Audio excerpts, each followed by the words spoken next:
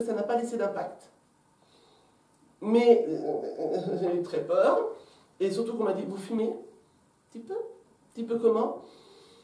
Une trentaine? D'accord, vous arrêtez ça. Et mes enfants viennent manger, donc j'ai 2 garçons, et ils me disent, c'est simple, la prochaine fois qu'on te voit avec une cigarette, je crois qu'on t'en met une parce que tu n'as pas compris le message. Et d'un seul coup, je me suis dit, attends, tu as perdu ta mère à 10 ans. J'ai pas pu faire autrement, une embolie pulmonaire. Hein. Elle fumait pas, elle buvait pas, peut-être un peu, mais elle fumait pas. Et en fait, tu es en train de jouer avec ta vie et tes enfants te disent qu'ils ont peur dans ce message-là. Et toi, tu continues. En fait, tu vas directement là où tu n'as pas voulu vivre toi, ben, tu les emmènes aussi. Et ça m'a mis un sacré déclic. J'ai mis 9 mois encore derrière. C'est souvent 9 mois chez moi. Et un soir, j'ai dit, demain j'arrête. J'arrête. Demain j'arrête. Alors le soir jusqu'à minuit, autant vous dire que le cendrier, il avait tout fou, poum. J'ai fumé, et dès qu'on me disait, on va se coucher, ouais, 2 secondes. Et je refumais. Et du lendemain, j'ai arrêté et j'ai complètement arrêté. Et le drôle de l'histoire, si je peux dire, et bien quelques mois après, j'apprenais que je faisais mon premier cancer du sein.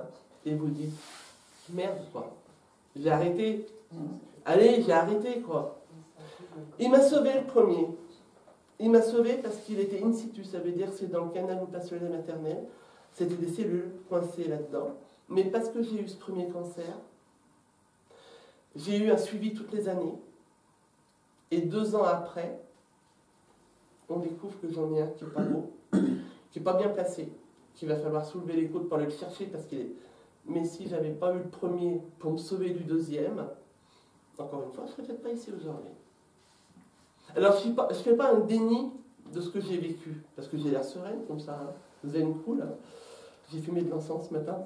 Je ne fais pas un déni de tout ça. C'est parce qu'en fait, dans ma démarche, j'ai compris ça. Je me suis dit, tu ne peux pas être en colère contre le premier. Parce que le dernier, il t'aura embarqué. Ma spiritualité, elle est là.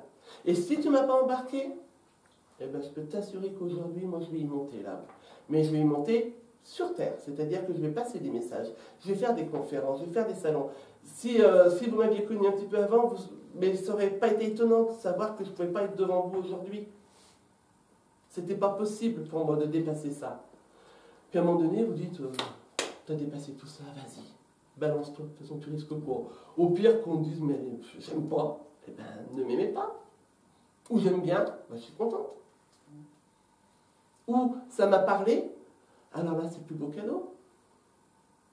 J'essaye pas de vous emmener dans ce que moi je pense. J'essaye sous plusieurs formes différentes, peut-être de vous aider à trouver vous, ce qui peut vous résonner pour vous.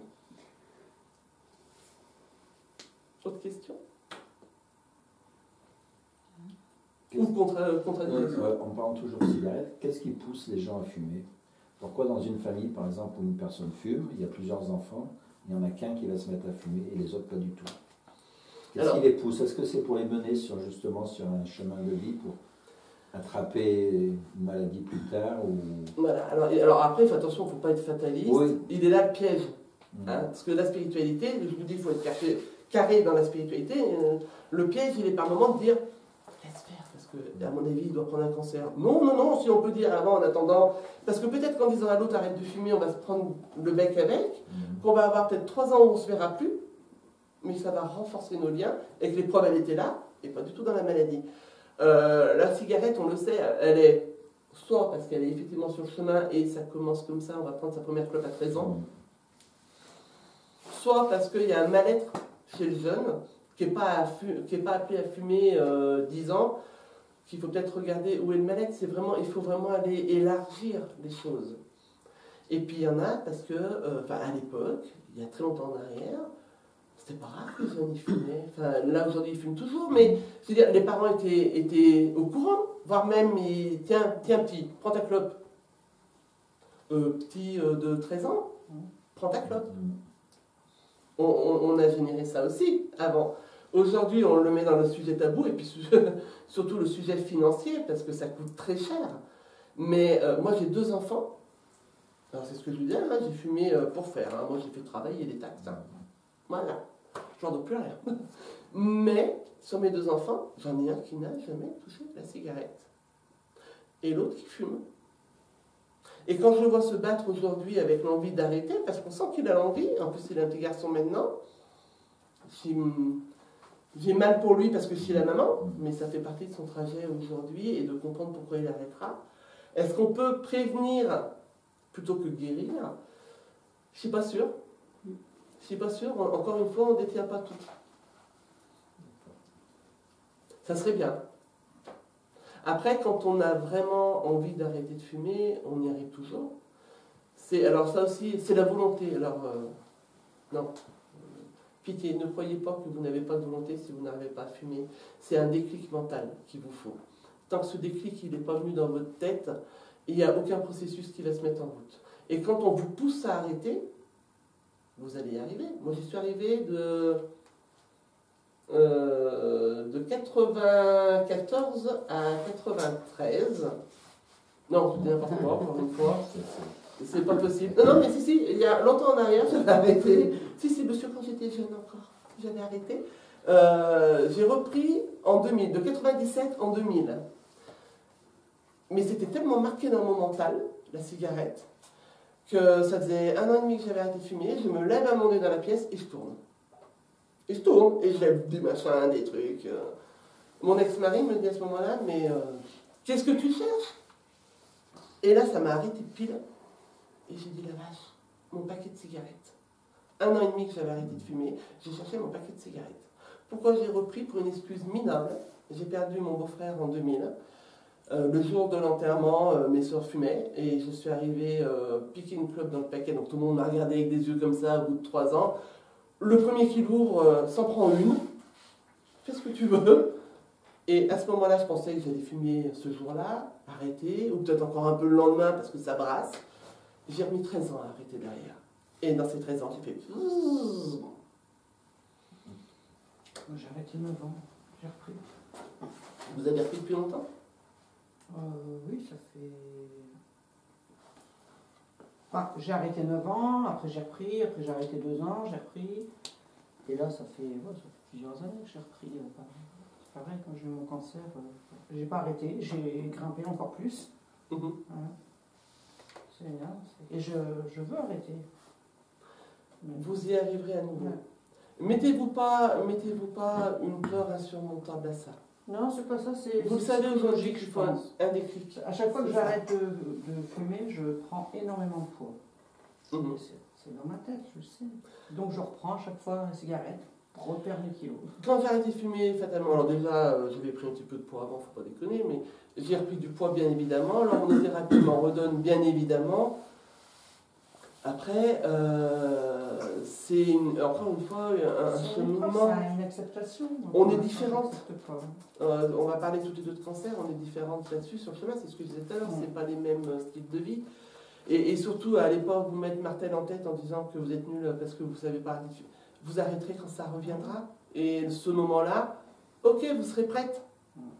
Vous serez prête. Mais ne vous autoflagellez pas à chaque cigarette que vous prenez, parce que ça ne servira certainement pas à faire un déclic, ça va plutôt, encore une fois, c'est ce que je vous disais tout à l'heure, quand on est un petit peu dans le jugement et tout, on est les premiers fautifs à donner la possibilité à l'autre, en tout cas, de pouvoir nous rabaisser. Et des fois, on le fait soi-même. On n'a même plus besoin de l'autre.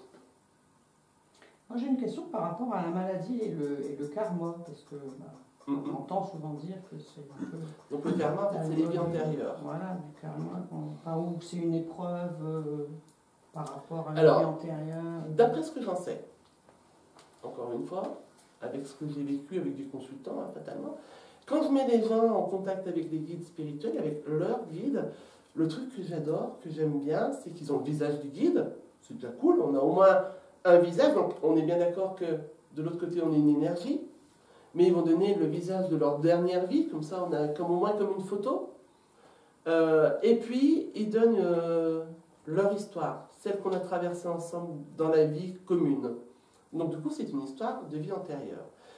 J'ai remarqué, avec tout ce que j'ai pu transmettre, que beaucoup de fois on a des résonances avec la vie d'aujourd'hui. Des résonances. On ne porte pas le poids de, c'est une résonance.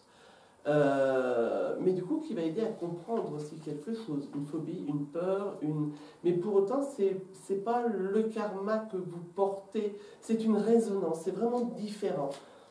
Vous n'allez pas traverser un cancer parce que vous n'étiez pas gentil dans la vie d'avant. D'accord? Le cancer aujourd'hui on sait aussi pourquoi on le prend, on en a parlé depuis tout à l'heure, il y a la chimique et le chimique dedans. Vos vies antérieures, très souvent, on vient me voir en me disant parce que j'ai plein de choses à résoudre dans mes vies antérieures. Oula, on va déjà résoudre ici. Et je vous assure que rien qu'ici, on va se faire un petit paquet de fois. Hein. Les vies antérieures, elles sont intéressantes à partir du moment où nous, on est serein ici. Parce que c'est sympa, c'est la curiosité, tout simplement. Je me rappelle d'une consultante qui... son guide lui disait que c'était... mais j'avais déjà raconté au niveau du guide, mais parce que ça m'avait marqué cette histoire, en fait. Son guide lui expliquait que c'était une jeune africaine et que je ne dise pas de bêtises. Elle, c'était une jeune africaine et en fait, elle est décédée parce qu'elle avait sa sœur. Ils étaient dans des huttes, sa sœur était plus jeune. Et quand l'homme de la tribu est rentré et qu'elle savait très bien pourquoi il rentrait, pas pour lui demander qu'elle avait mal aux pieds, hein, et qu'en fait, il voulait prendre la petite sœur juste pour la violer. Elle s'est jetée devant sa sœur et elle a reçu la lance dans le bas-ventre. Et moi, quand j'écris, j'écris, c'est-à-dire que je suis comme ça, je n'entends rien, je suis concentrée, et je relève la tête et je la vois en sanglots, mais vraiment pleurer. Et en fait, elle est atteinte d'endométriose. Alors, on est bien d'accord que ce n'est pas cette lance-là qui lui produit aujourd'hui l'endométriose, mais c'est une résonance. Ça veut dire que ça ne va pas sauver, ça ne va pas guérir son endométriose. Par contre, ça guérit son envie, elle ne savait même pas pourquoi, d'adopter 2 petites filles africaines. Pour elle, c'était important. Et si son mari ne voulait pas, elle était prête à le quitter, mais il fallait qu'elle les adopte. Le jour où elle a compris l'histoire d'elle et sa sœur, elle a pu parler d'adoption. Des résonances. Donc ça agit quand même, et c'est une forme, entre guillemets... C'est une cicatrice, on va dire. Oui, voilà, mais une cicatrice qui fait mal quand même, puisque... Ça dépend quelle cicatrice c'est. Oui, là, pour le coup, l'endométriose, on est bien d'accord. Oui, voilà. Voilà, ça fait pas du bien. Et le fait de savoir, c'est comme si ça annulait une souffrance qu'elle subissait. Alors, l'acceptation. Oui, parce que la souffrance, elle l'a toujours. Elle vit encore avec ça. Et puis elle passe dans des moments où, si jamais ça empire, on sait très bien que c'est opération, et ainsi de suite. Après, attention, toutes les personnes qui ont une endométriose, encore une fois, on revient carré. Bien sûr. Elle, dans son histoire, ça lui résonnait. Après, d'autres personnes qui ont une endométriose, peut-être que s'il faut la rencontrer avec leur guide, c'est juste que d'un seul coup, elle va comprendre pourquoi elle est autant intéressée, par exemple, par les traitements à base de plantes, parce qu'elle était herboriste, et ça va être une résonance. Mais qui va l'aider quand même. Qui va l'aider de toute manière. Qui aide et qui vont, comme cette personne qui n'avait plus l'intention d'adopter des enfants à partir du moment où elle a compris. C'est ça. Ce que ça pouvait venir. C'est-à-dire qu'elle n'était plus même dans l'idée de se dire, alors c'est ce qu'elle dit, aujourd'hui, si ça se faisait, si son mari était OK, si c'était un projet en commun, elle dit évidemment je le ferai parce que j'aime les enfants. Mais du coup, elle n'est plus dans le stade de dire, attention, soit je le fais ou soit on va se quitter un jour parce qu'il faudra que je le fasse. Mais alors, c'est peut-être pas par rapport avec la maladie, mais si elle n'avait pas compris, elle aurait reproduit ça dans sa future vie. Bonne question. Et je ne suis pas sûr de pouvoir vous répondre vraiment. Moi, en tout cas. Parce que, d'abord, dans sa prochaine vie, il faudrait qu'elle en ait une. Déjà, de base. Après, peut-être que ce n'est pas cette douleur-là qu'elle pourrait ressentir, mais peut-être autre chose qui fasse comprendre que la compréhension est importante. Parce qu'on dit souvent que des fois on reproduit les mêmes schémas tant qu'on n'a pas compris quelque chose. Mais si on ne comprend pas...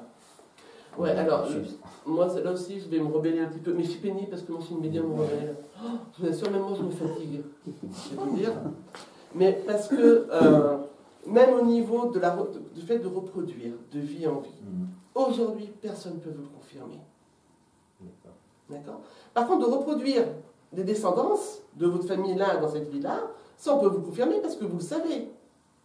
Donc, des fois on dit, on coupe un peu la lignée des femmes soumises par exemple. Moi je dis ça sur les femmes parce que j'en suis une, mais pas soumise, mais je suis une femme. Mais c'est le côté où on se dit, mon arrière-grand-mère était soumise. Ma grand-mère, ma mère, ma tante. Et à un moment donné, on coupe. Ça, on peut. Après, pour moi, il y a peut-être, sans jugement aucun, une facilité de dire qu'on transporte ça de vie en vie, et tant que tu n'as pas compris, tu vas le revivre. Qu'est-ce qui aujourd'hui peut nous le prouver? Alors, je ne suis pas comme saint Thomas, hein, que ce soit bien clair. J'ai l'esprit très large. Mais c'est parce qu'à un moment donné, je me suis sentie comme étouffée par des retours comme ça. J'avais des gens, des fois, qui venaient complètement déséquilibrés, en me disant, parce qu'on m'a dit, alors là aussi, beaucoup, hein, je me rappelle d'une consultante qui était venue me voir en thérapie. Et puis, elle avait arrêté sa thérapie, machin. Et, mais ça, elle a le droit. Enfin, je veux dire, moi, je ne vais pas chercher les gens de force. Donc, si vous voulez l'arrêter, qu'elle ne vous convient pas, vous l'arrêtez. C'est ce qu'elle a fait. Elle me rappelle 6 mois après, elle m'envoie un message en me disant, s'il vous plaît, Valérie, est-ce que vous pouvez vite me recevoir en urgence, s'il vous plaît, c'est urgent, machin. Ben oui, de toute façon, je ne suis pas là pour dire, ah ben t'as arrêté, c'est bien fait. Ben non, viens. Enfin, elle vient et elle me dit qu'elle a été faire un salon de voyance, qu'elle a rencontré une personne qui était sur ce salon de voyance et qui lui dit, alors déjà elle est arrivée au salon de voyance, elle avait une minerve, voilà, alors ses copines, machin, très pimpante et tout. Donc fatalement, la personne au salon de voyance se met sur celle qui va le plus mal et lui dit, vous avez des gros problèmes. Et elle, du coup, elle se trouve comprise. Et en fait, elle dit oui, elle avait des problèmes plutôt liés à l'intimité sexuelle. Et la nana lui dit, mais je comprends, vous avez été violée par votre père. Elle fait quoi? Mais mon père... Ah non, mais ne me demandez pas, hein, moi je ne sais pas si c'est celui-là ou l'autre. Hein. Et elle commence à lui foutre des rendez-vous. C'est ses copines qui lui disent, arrête, s'il te plaît, je t'en supplie, arrête, t'allais pas voir une nana sur les annières et tout, s'il te plaît, appelle-la, on s'en fout, on va voir ce qu'elle va te dire. Elle avait commencé à priver ses filles d'aller voir son père. Il s'est passé pourtant que 3 semaines. Ses filles n'avaient plus le droit d'aller voir son père. Et elle me dit, est-ce que mon père m'a violée? Je dis, mais vous plaisantez? Alors donc je cherche quand même, hein, je vais quand même creuser, je ne dis pas simplement vous plaisantez. Et elle me dit, alors c'est une autre vie? Je dis, mais même si cela était, qu'est-ce qu'il peut nous prouver qu'on ne se plante pas en vous disant ça? Le plus important, c'est cette vie-là. Votre père, aujourd'hui, il ne vous a pas violé, vous l'avez juste privé de ses petites filles, ben vous allez voir votre père, vous lui amenez vos petites filles, et puis amenez-lui un cadeau, quoi. Parce que le pauvre, il ne doit pas comprendre pourquoi vous avez tout coupé. Et effectivement, son père, il ne comprenait pas, et quand ils se sont revus, heureux de se revoir.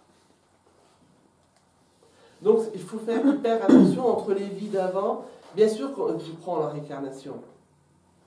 Je fais même partie vraiment des blondes qui reviennent sans arrêt. Hein. Donc, je veux bien croire à la réincarnation, mais ma vie, si j'ai un problème aujourd'hui, il est là aujourd'hui, dans le présent, ici et maintenant. Ça serait trop facile de me dire, bon, finalement, en fait, je suis méchante. Ouais, mais je suis méchante, mais c'est normal. Hein. C'est parce qu'avant, on m'a tellement fait de mal dans mes autres vies. Facile, hein. Facile. Donc, c'est juste ce qu'à chaque fois, j'essaye de séparer. Moi, j'ai un problème à un œil. Il y a 10 ans, à 10 ans d'intervalle, hein, pratiquement, j'ai pris un herpès dans l'œil. Donc, très douloureux. J'ai failli perdre mon œil. Donc, il y a 10 ans. Et j'en ai repris un il y a quelques mois, là.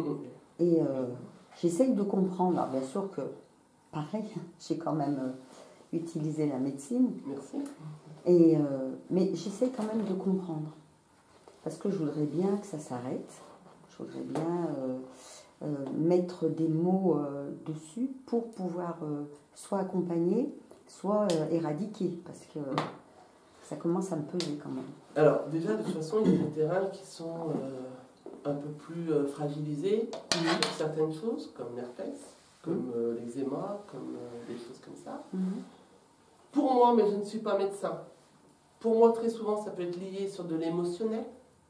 Oui, c'est surtout lié quand il y a beaucoup de fatigue. Voilà. Au lieu d'avoir de l'herpès sur la... Mais votre émotionnel déréglé, c'est-à-dire déstabilisé.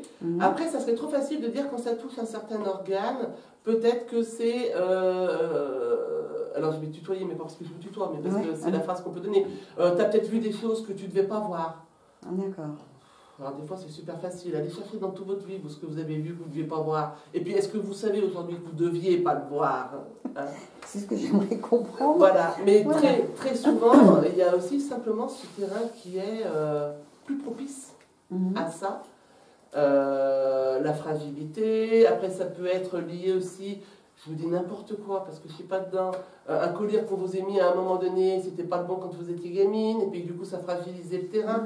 Tout n'est pas symboliquement spirituel. Par contre, vous devez vous en servir spirituellement. Oui, c'est ce que j'aimerais. Voilà. Alors, je leur demande à Mehdi quand même. Bon, alors expliquez-moi, peut-être qu'il faudrait que je comprenne Et bien quelque peut-être qu'on est en chose. train de vous dire, il y a des choses que tu ne verras pas qu'avec tes yeux. Ça serait bien de s'ouvrir. Pourtant, il travaille pas mal, celui-là. Oui, mais il ne faut pas celui-là. Oui, mais bon, Celui-là, il ne faut surtout pas. j'ai pas cherché, hein. Il travaille tout seul. Hein. Celui-là, il ne faut surtout pas. C'est-à-dire qu'à un moment donné, le lâcher-prise, tout le monde pense que le lâcher-prise, c'est à un moment donné penser à rien. Si vous y arrivez, vous me donnez votre recette. Parce que ça fait 20 ans que j'essaye. Et alors moi, en plus, c'est du tout et du n'importe quoi qui passe dans ma tête. Alors des fois, je dis aux gens, bah, essayez, on pense à rien, on ne peut pas. Alors si vous n'avez pas envie de vous fatiguer, écoutez votre respiration. Parce qu'il y a une chose qu'on sait, c'est que le mental, il ne sait pas faire deux choses à la fois. Alors vous allez écouter votre respiration. Et vous allez voir que le temps que vous l'écoutez, votre mental n'est pas en train de travailler. Et là, votre mental n'a pas travaillé parce que vous m'avez écouté. En fait, le lâcher-prise, c'est être dans le ici et maintenant. Plus vous allez être attentif dans l'écoute, moins vous êtes en train de réfléchir. Votre mental, il n'y a que comme ça que vous pourrez le calmer. Il n'y a pas 50 millions de solutions. Et après, c'est aussi à un moment donné, vous laissez aussi guider. Parce que vous avez déjà ouvert des portes, en plus on est en train de me dire. Donc spirituellement, il y a déjà des choses que vous avez faites, il y a des avancées, il y a des portes ouvertes. Et puis aujourd'hui, vous êtes devant ces portes. Puis vous faites. Et ben voilà. Laquelle j'ouvre, laquelle je... Voilà, exactement. Et vous êtes en train de regarder et vous dites, ah, j'y suis arrivé aux portes. Eh ben, ouvrez la porte maintenant, s'il vous plaît. Et puis passez là. Et n'ayez pas peur de la passer. Est-ce que la peur peut jouer dans ce que je ne peux pas voir ou dans ce que je ne sais pas? Bien sûr. Il n'y a pas plus grande peur que la peur elle-même. Et alors en plus, c'est la seule médium du monde qui a autant peur qui vous parle. C'est-à-dire que moi, je suis capable de prendre mon binôme et de la balancer dans la pièce si j'entends quelque chose. Hein. Et je lui dis, ça va? J'arrive. Et j'arrive. J'exagère, mais c'est un peu ça. C'est-à-dire que et puis la peur, en même temps, elle vous permet de garder, encore une fois, cette lignée-là. La peur, les doutes, c'est hyper important en spiritualité. Disons que là, oui, parce que des fois, ça part dans des trucs et justement, comme je ne connais pas, je reste... Voilà, bah vous ressentez. Je restreins, je ressens parce que, voilà. Mais malgré tout, ça, il faudrait quand même que ça... Après, voilà, c'est un travail différent. Là, je ne peux pas aller creuser dans votre intime et ainsi de suite, mais ce ne serait pas correct. Mais en tout cas, ce qu'il faut vous dire, c'est que la peur, vous l'aurez toujours. Parce qu'on ne détient pas les choses. Et puis parce qu'on est quand même conditionné un petit peu, même si on a regardé, pas regardé, on a entendu des musiques, et puis c'est un film d'horreur, enfin, c'est des choses qui nous restent quand on était gamin, n'importe quoi. Et ça reste encore, et par moments, voilà, ça remonte. Donc la peur, vous l'aurez toujours. Après, la peur de vous perdre, vous aurez aussi. Vous avez le droit. Vous avez le droit de vous écarter. Hein. Par contre, vous avez surtout le droit de vous rendre compte que vous vous écartez et de revenir. Je ne comprenais pas, pareil, pourquoi... J'avais tout le temps des personnes, des praticiens, hein, beaucoup, professionnels depuis longtemps ou qui venaient seulement de se mettre à leur compte, qui m'appelaient en me demandant des rendez-vous de supervision. Mais moi, comme je suis blonde, je voyais super et vision. Wonder Woman. Alors la tenue ne m'irait pas de Wonder Woman, alors du coup j'ai dit il faut que je trouve autre chose. En fait non, c'est supervision, un mot. Superviser. Et je disais mais il faut superviser quoi? Alors heureusement que c'était mes consultants, ça m'aurait trouvé un petit peu cucu quand même. Et ils me disent mais parce que nous on sait ce qu'on fait. Mais on a besoin de toi pour que tu nous dises si on est toujours sur le bon chemin ou si on n'est pas en train de faire ça. Alors la première fois, autant vous dire que oui, on va le faire, moi je suis toujours partante. Hein. On va le faire. Et en fait, j'ai trouvé ça hyper intéressant. Et aujourd'hui, je l'ai mis en place aussi parce que c'est important. Et même moi, j'ai besoin de ça à un moment donné qu'on me dise non, non, t'es droite. T'es OK. Parce que ça, vous le faites, vous ne vous rendez pas compte. Vous avez beau essayer de marcher même sur une ligne droite, vous allez y arriver, puis à un moment donné, obligatoirement.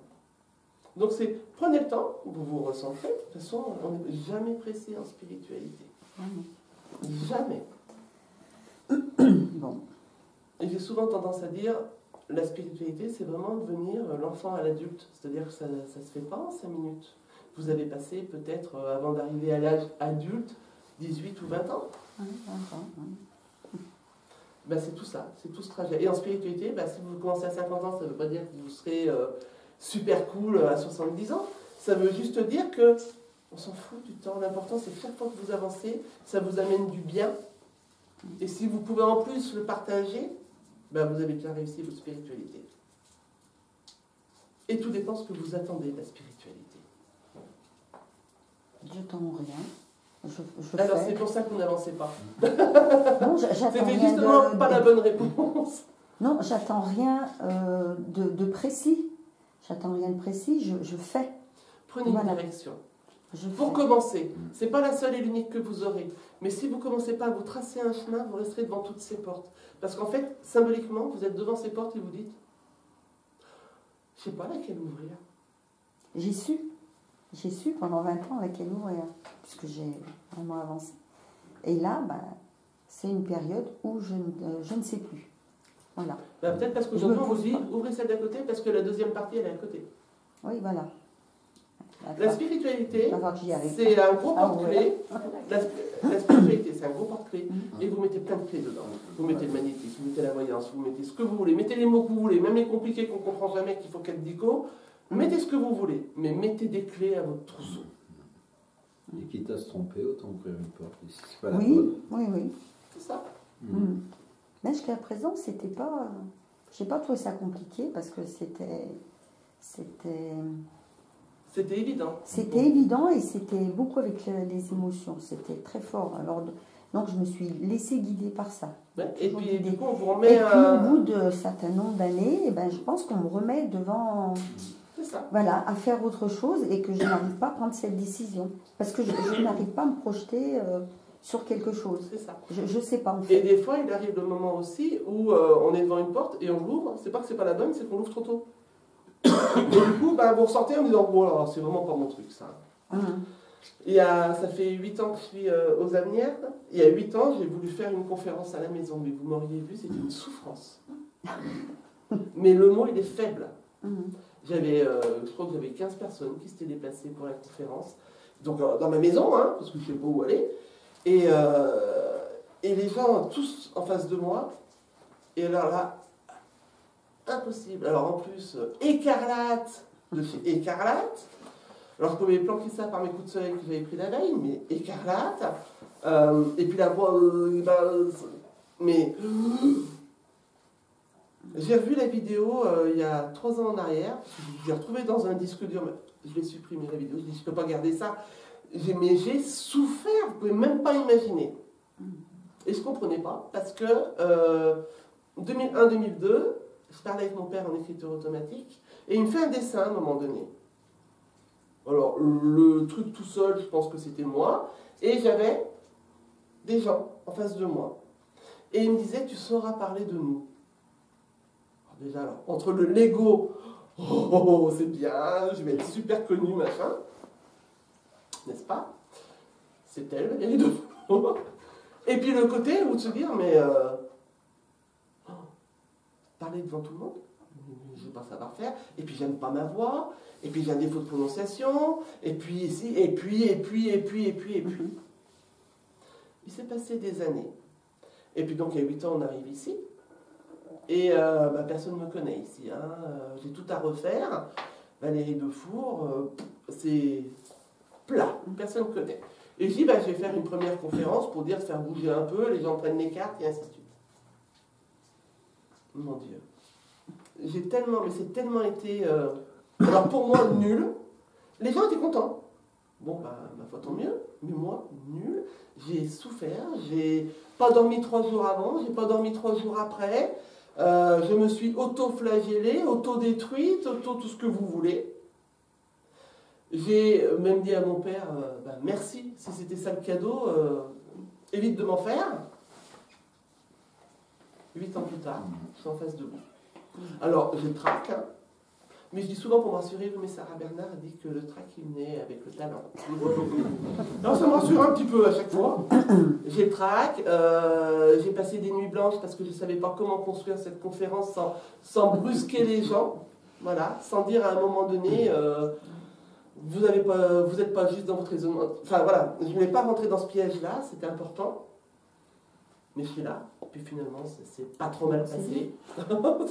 Ouais, je vais pouvoir souffler un coup, je ne vais pas allumer ma clope derrière, hein. Ça c'est peut-être le petit truc. Des fois qui m'enconforte, de se dire, petite clope quand même. Mais je ne le ferai pas, mais en tout cas, oui, ce serait soulagé de voir que ça s'était bien passé finalement. Et finalement, ce que mon père m'avait dit aujourd'hui se réalise. Bon, j'espère qu'ils vont m'écouter, ils vont me répondre, faire quelques petits signes. Et écoutez-vous aussi surtout. Faire bouger un peu les clés, savoir laquelle écoutez-vous aussi. Oui. Si mes mots blessent, vous les réduisez. Non, ne vous déchargez pas sur eux en disant j'espère qu'ils vont m'écouter. Eux, ça fait un moment.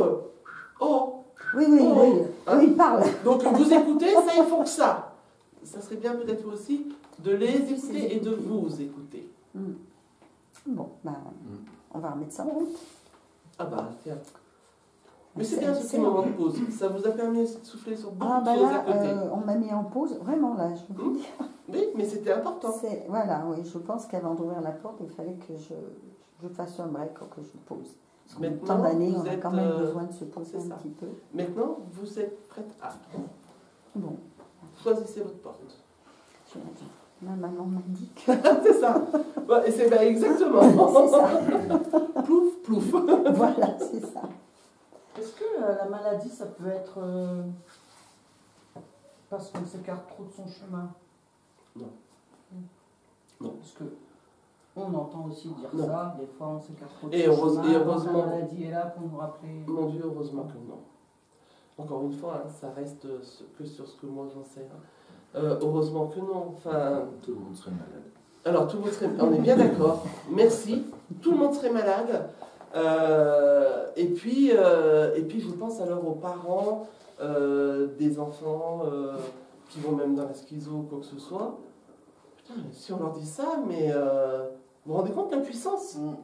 C'est-à-dire que non seulement vous êtes impuissant contre la maladie, parce qu'en tant que parent, on ne sait pas y faire grand-chose, et puis impuissant de se dire, il s'est écarté de son chemin, je ne l'ai pas vu, je n'ai même pas su le voir.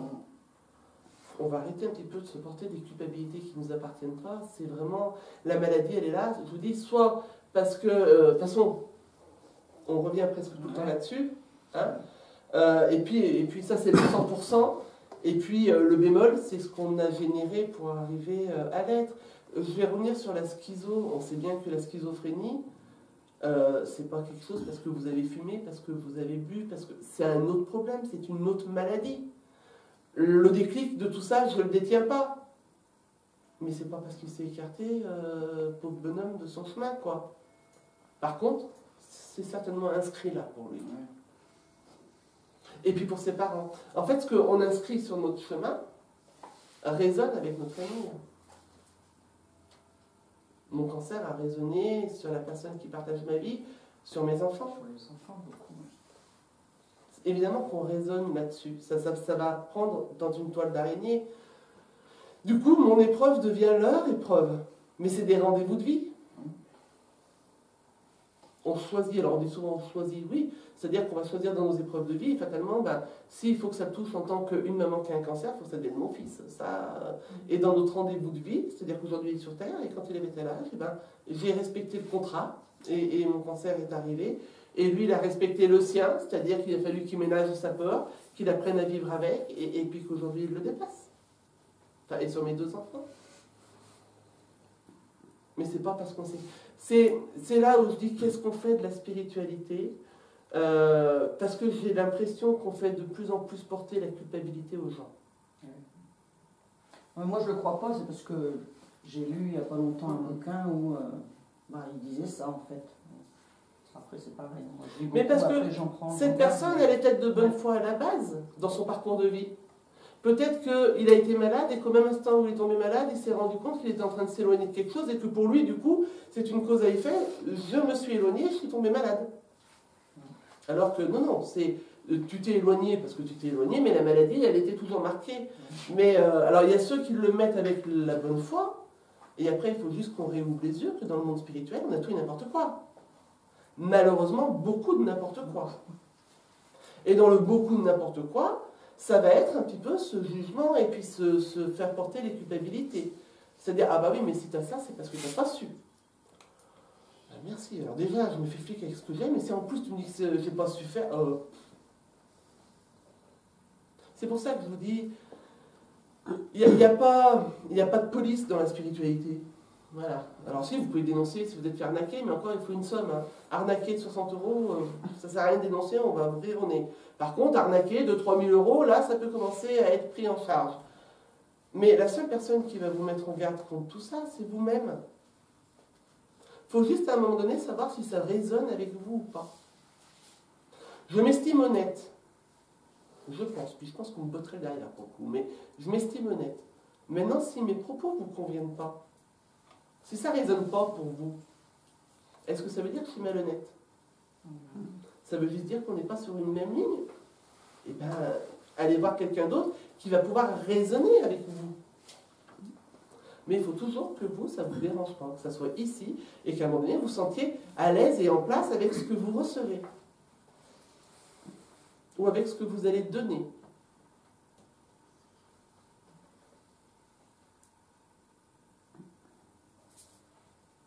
Moi, je voudrais avoir ton avis sur les maladies transgénérationnelles.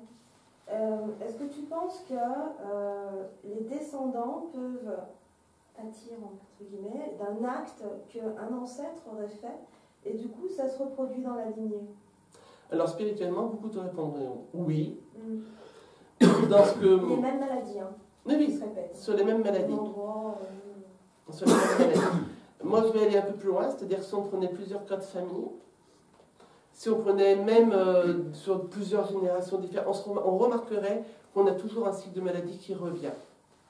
Pour autant, je ne suis pas sûre que ce soit transgénérationnel, comme tu le dis, que ce soit une obligation du coup de l'avoir. Tu vois? Suite à un mauvais acte d'un ancêtre. Oui. Un mauvais acte. C'est ça justement qui me... Tu vas me dire une maladie génétique, je dis, bah, de toute façon, génétique, fille, que ça soit ton arrière-grand-parent, ça reste les mêmes gènes. Donc oui, mais sur un acte qui a été fait de négativité et qui provoque du coup. Ça dépend. En vrai, pour être plus clair, c'est un des ancêtres qui a fait des actes de... Comment on appelle ça? D'avortement. Un peu particulier parce qu'il y a une époque où il y avait... Voilà. Et du coup, toute la lignée féminine du côté de ma mère, on a tous des problèmes au niveau des utérus. Donc des fois, on est à se poser des questions, à se dire, est-ce que c'est dû à ça? Est-ce que... Alors basiquement, moi je te répondais très vite, vous avez peut-être un terrain favorable à avoir un problème d'utérus mal formé, tu vois. Maintenant, on sait que dans l'énergie, il reste les actes. D'accord? Dans l'énergie de la personne qui a fait ça, s'il y a trop de méchanceté, les descendants directs ont ressenti cette méchanceté, inconsciemment la retransmettent. Enfin, méchanceté, c'est une façon de parler. Hein. On sait bien qu'à l'époque, les divorces, la fille elle est traumatisée. On sait bien que les avortements, ils ne se faisaient pas juste parce qu'on avait envie de faire du mal. Mais ça restait un acte pas bon. Et je dis souvent, très souvent, quand vous parlez de quelque chose, de votre différence devant vos enfants, parlez-en normalement. Parce que si vous commencez à parler comme ça veut dire que c'est quelque chose de pas bon. Et vous transmettez à votre enfant que ce que vous vivez n'est pas bon. Donc lui, la personne, certainement, quand elle le faisait, il y avait ce côté caché, mystérieux, ça se transmet dans l'énergie. Mais de dire que pour autant, pour moi, hein, de dire que pour autant, ça transmet à toute la gente féminine une pseudo-punition, parce que c'est une punition, on est d'accord. Enfin, c'est pris un peu comme ça. Ça serait pas, on va dire, mais c'est pas... Je pense pas que ce voilà, soit pas pour moi, non. Voilà. C'est comme quelqu'un qui a une lignée depuis de cancer du sein dans sa famille. Tu vois? C'est qu'à un moment donné, il y a des coïncidences, des correspondances, mais pour autant de dire que ça remonte à cette personne-là, et que c'est cette personne-là qui a créé tout ça, moi je ne suis pas OK avec ça. Mais encore une fois, c'est moi. C'est aller chercher trop loin des choses qui pour moi, n'amènent rien en tout cas là-dessus. Oui, mais on dit souvent que le hasard n'existe pas. Et là, comme par hasard, c'est toute la lignée qui a les mêmes problèmes. Mais comme tu as dans une même famille des lignées d'endométriose ou des lignées, c'est ce que je te dis, d'autres maladies, et pourtant on a beau remonter et on n'a pas quelque chose à s'accrocher et dire, bah tiens, il y a eu ça qui a été fait ou qui a été dit, et du coup c'est normal la lignée. Alors si on explique ça là, il faut expliquer la lignée où on n'a rien au-dessus pour s'accrocher. Tu vois ce que je veux dire? Ça veut dire que un problème génétique, si sur... il y a combien de temps en arrière? Dans ton histoire, ça remonte à combien de temps en arrière, ce monsieur? 3 générations. Alors, je vais même aller plus loin. Dans une même lignée, si sur 4 générations en arrière, on a des choses qui se reproduisent, mais qu'on n'a personne à un moment donné, on peut pointer du doigt en disant, alors on a appris que cette personne a fait ça et du coup c'est peut-être la résonance, et bien on fait quoi? Je n'ai pas pu remonter plus haut. Mais même si on reste à 3. Parce que oui, mais tu n'es pas remonté plus haut parce que tu as trouvé une personne. Parce que c'est celle que j'avais. Voilà. Mais imaginons, moi je veux faire ça par exemple. Parlons de mes cancers. Depuis tant que j'en parle maintenant, imaginons, je veux faire ça et je remonte. Et je remonte, et je remonte, et je vois que les femmes dans ma famille ont toutes chopé, du même côté par exemple, ont toutes chopé des cancers du sein. Mais que j'ai beau remonter et que je ne trouve rien, ni personne, qui à un moment donné, je puisse dire, voilà, cette personne a fait tel acte ou dit telle chose, et ça pourrait expliquer du coup cette descendance au niveau des cancers du sein. Ça s'arrête en fait.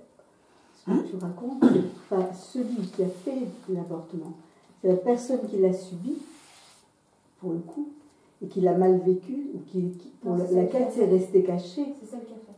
Ah oui, mais ça m'est bien raconté que c'est Dans celle ma qui avait lignée, fait. c'est celle qui a fait.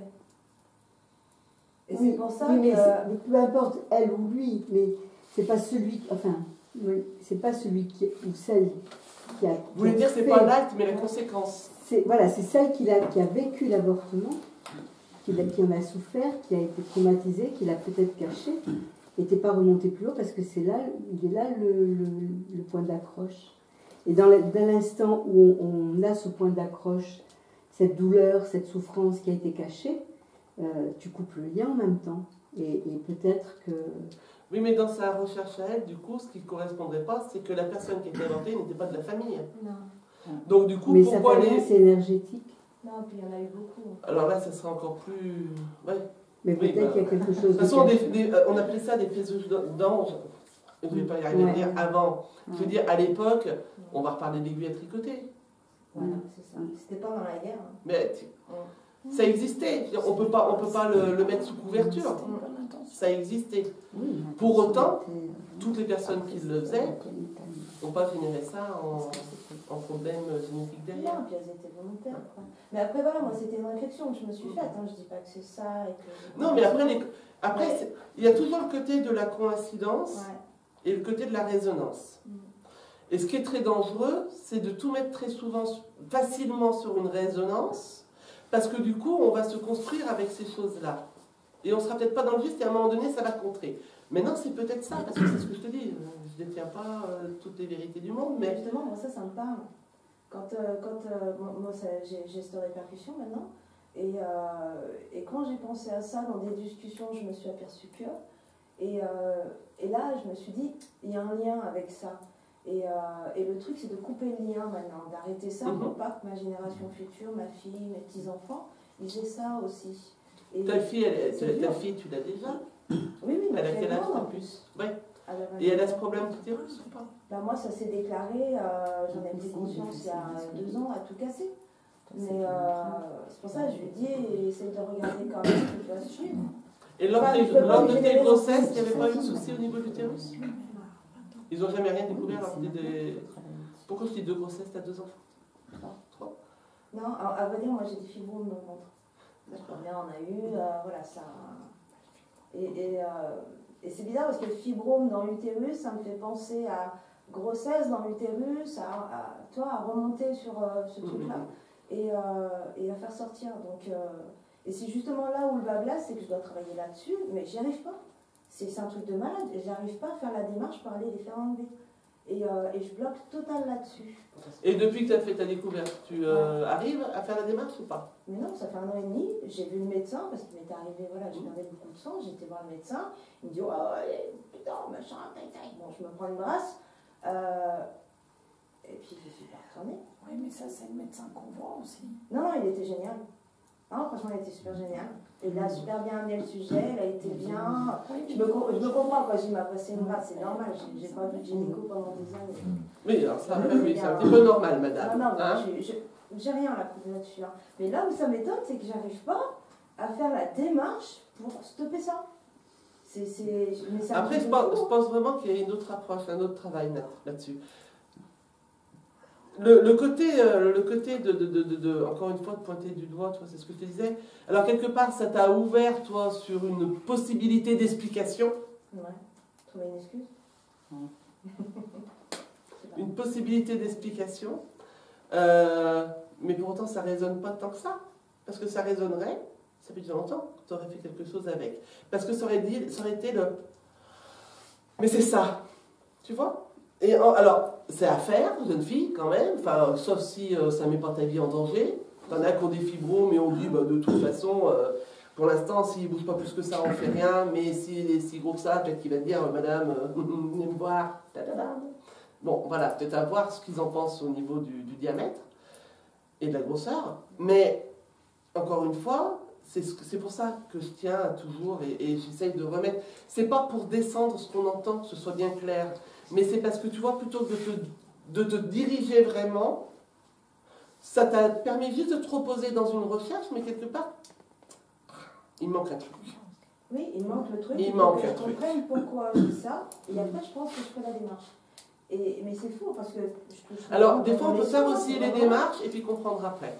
Quand à un moment donné, si on dit madame, l'opération c'est tout de suite, tu vas pas dire alors attendez, laissez-moi encore 5 minutes avant l'anesthésie parce que j'ai pas fini de comprendre. Hein.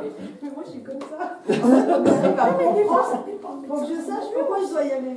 Oui, alors effectivement. Moi j'ai des fibromes, mais on m'a dit oh, bah, faut pas les toucher. Mais parce qu'après, alors tout dépend, l'emplacement du fibrome, tout dépend, la taille du fibrome, tout dépend. Il y a plein de. Voilà. Non mais après, il y a plein de choses qui sont plus lentes. Il y en a un qui m'a dit il faut se faire opérer tout de suite, et l'autre qui m'a dit oh, non, bah, après, j'ai bon, un petit peu plus de mon utérus. Mais nous adorons la vie de ton utérus.